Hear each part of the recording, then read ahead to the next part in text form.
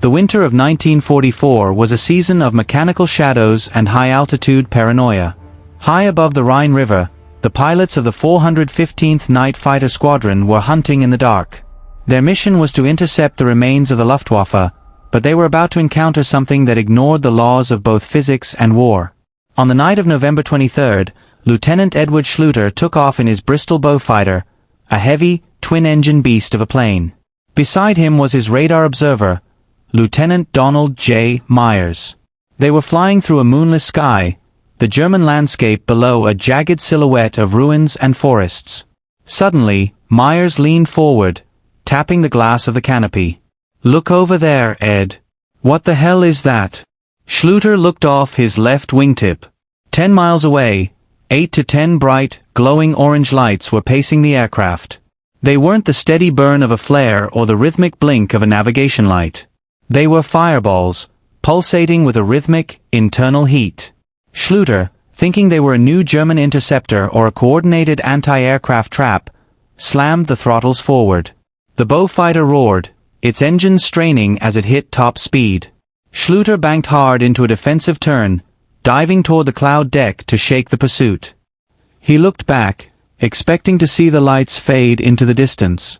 Instead, the orange spheres were right there, glued to his wingtips.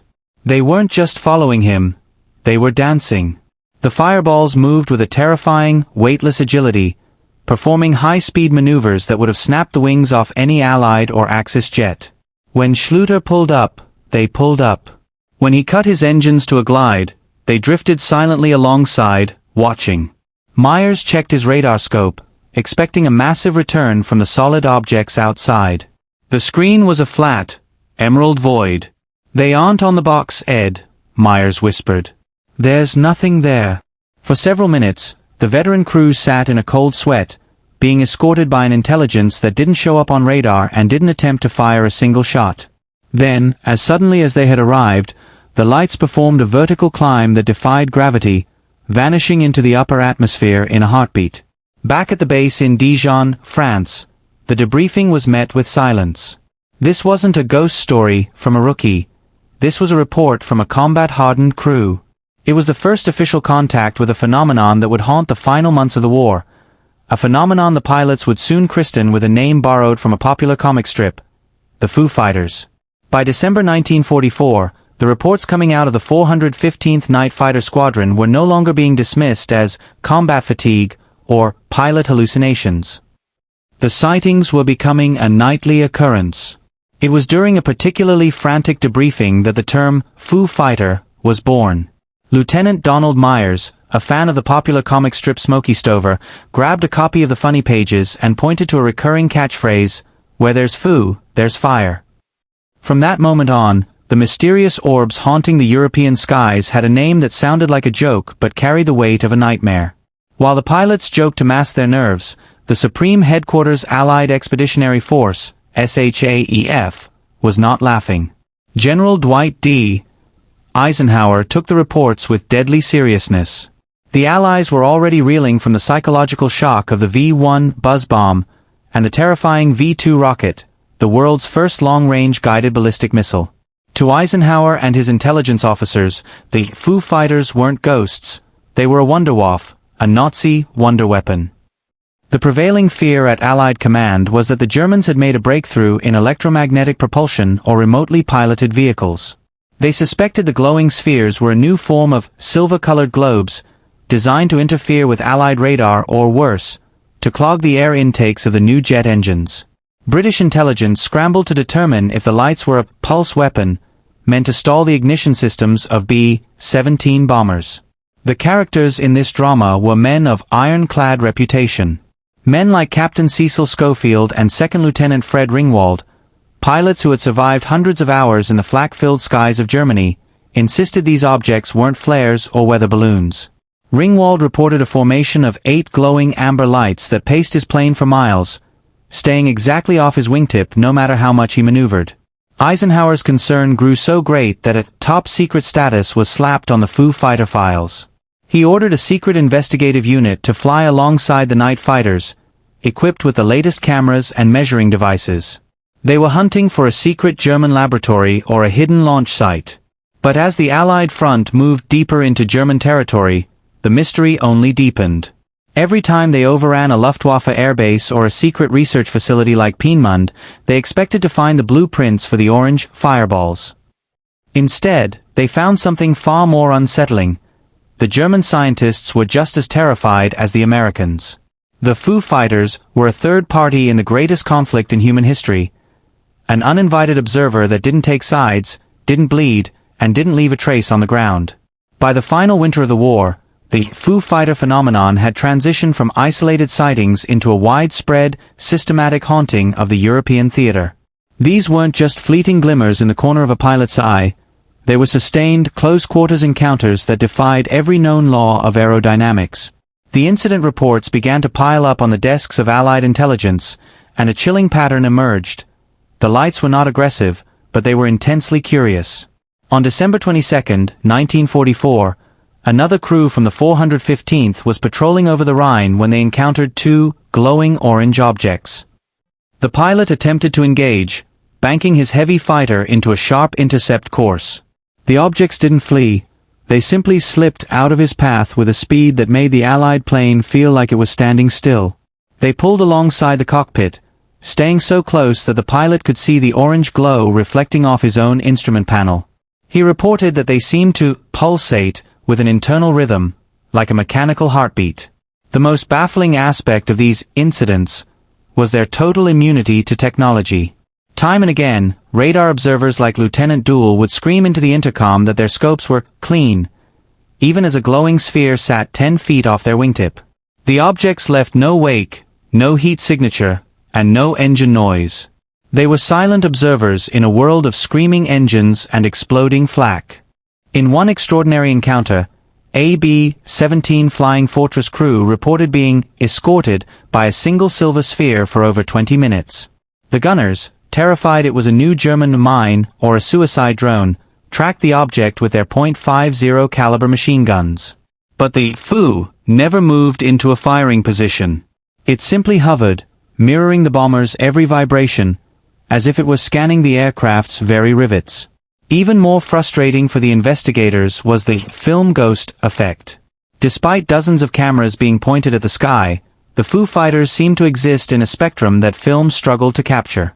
Most photos came back as mere blurs or overexposed streaks of light, as if the objects were emitting a frequency that scrambled the silver halide of the era's film stock.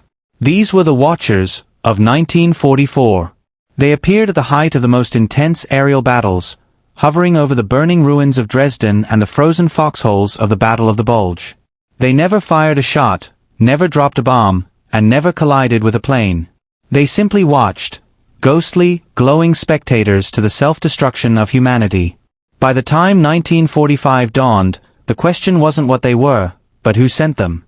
The Allies were convinced it was Hitler's last stand, but as they pushed toward Berlin, they were about to discover a truth that was far more unnerving. By the spring of 1945, the Foo Fighter phenomenon had reached a boiling point at the highest levels of Allied command. Scientific intelligence officers, tasked with deconstructing Nazi technology, were hitting a brick wall. They weren't just dealing with a ghost story, they were dealing with a potential technological leap that could turn the tide of the war in its final hours. The crisis wasn't the lights themselves, it was the fact that the greatest scientific minds of the 20th century couldn't explain them. The first theory was St. Elmo's fire, a well-known meteorological phenomenon where static electricity creates a glowing discharge on the tips of aircraft wings. But the veteran pilots of the 415th scoffed at this. St. Elmo's fire clings to the plane, it doesn't break away, perform high-speed 90-degree turns, and pace a fighter at 300 miles per hour. Static electricity doesn't maneuver, one pilot famously remarked in his report. This led to a much darker hypothesis: the German pulse weapon.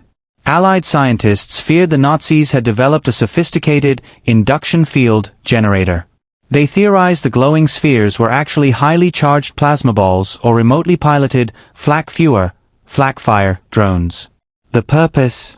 To create an electromagnetic pulse, EMP, that would stall the ignition systems of Allied bombers, causing their engines to cut out over enemy territory.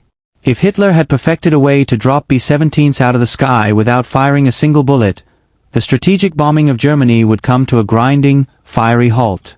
The tension reached a peak during a secret briefing where Project Blue Book-style investigations began in their infancy.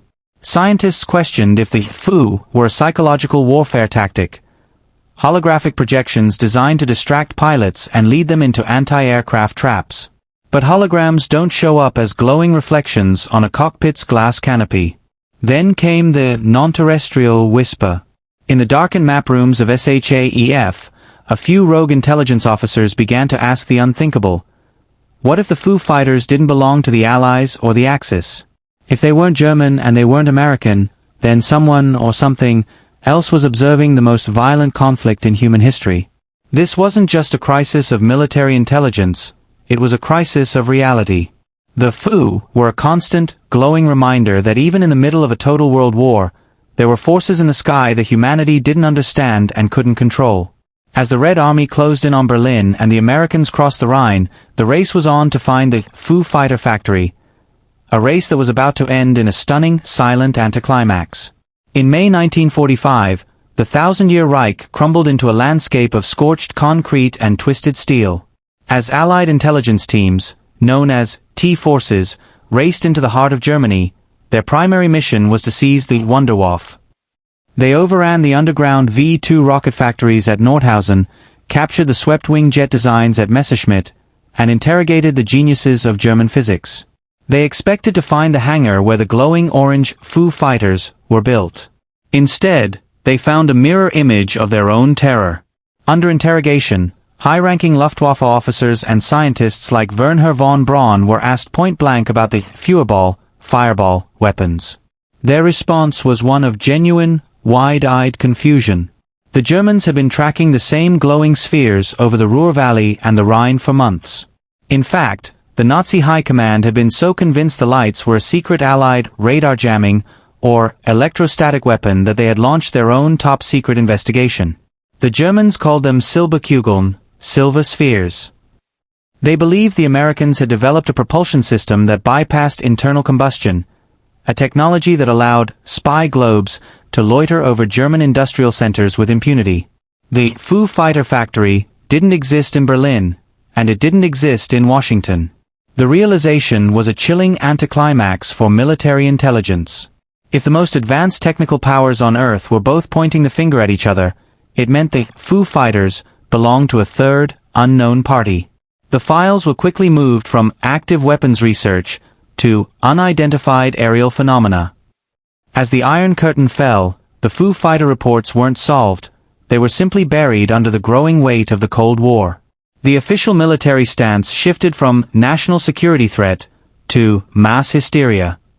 Scientists suggested the pilots were seeing after-images from flak bursts or reflections of the planet Venus. But for the men of the 415th, who had watched these lights dance 10 feet from their cockpits, these explanations were an insult. They had seen an intelligence that moved with a grace no human machine could replicate. By the summer of 1945, the Foo Fighters mostly vanished from European skies, appearing only sporadically over the Pacific theater before the atomic curtain dropped on Hiroshima. The war ended with a victory for the Allies, but for the pilots who had been haunted by the orange fireballs, the victory felt incomplete. They had won the war against Hitler, but they had lost the battle to understand the watchers in the sky. The spheres had seen the end of the world's greatest conflict, and then, as silently as they had arrived, they retreated into the stars, leaving behind nothing but a stack of classified paper and a mystery that would birth the modern UFO era.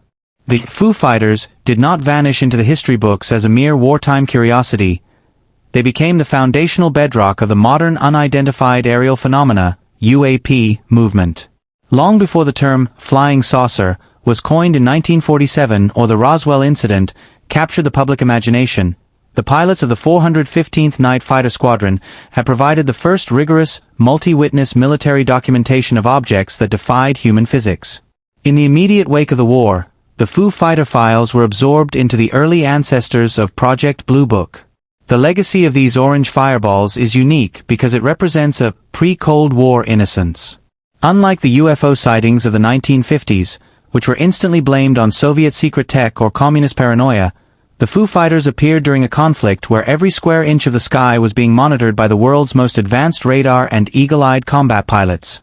The fact that these watchers appeared to both sides simultaneously, and were feared by both, remains one of the most compelling arguments for a non-human intelligence in our atmosphere. Today, the Foo Fighter legacy lives on in the cockpit videos released by the Pentagon in recent years. Modern pilots reporting tic-tacs or gimbal objects share a direct lineage with the men over the Rhine in 1944. The characteristics remain hauntingly similar: extreme maneuverability, lack of visible propulsion, and a strange, non-aggressive curiosity. To historians, the Foo Fighters are a reminder that technology is often a matter of perspective. In 1944, a glowing orb was a Nazi wonder weapon. In 1950, it was a Soviet spy craft. In 2026, we call them UAPs. But the phenomenon itself remains unchanged, a silent, glowing spectator to our greatest triumphs and our darkest hours. The story of the Foo Fighters is the ultimate glitch in the matrix of World War II. It reminds us that even at the height of a total global war, when humanity thought it had conquered the skies with iron and fire, there was something else up there, something that didn't care about our borders, our politics, or our bombs. They were the first official unknowns, and as we look back at the grainy photos and the frantic radio logs, we are forced to ask, if they were watching us then, are they still watching us now?